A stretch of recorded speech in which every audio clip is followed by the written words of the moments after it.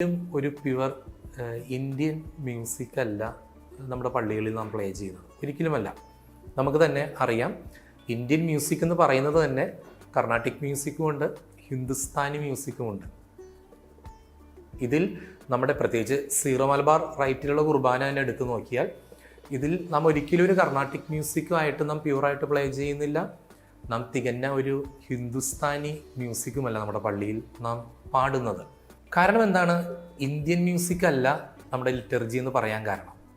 നമുക്കറിയാം, നമ്മുടെ പള്ളിയിൽ ഉപയോഗിക്കുന്ന ടെക്സ്റ്റ് മലയാളമാണ്, മലയാളം ടെക്സ്റ്റാണ് നമുക്ക്.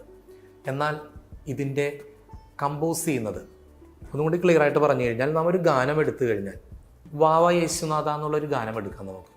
അതിൻ്റെ ടെക്സ്റ്റ് പ്യുവർ മലയാളമാണ്, പക്ഷെ അതിൻ്റെ അറേഞ്ച്മെൻറ്റ്സും അതിൻ്റെ കമ്പോസിങ് ഒരു 90% ഒരു വെസ്റ്റേൺ സ്റ്റൈലാണ്.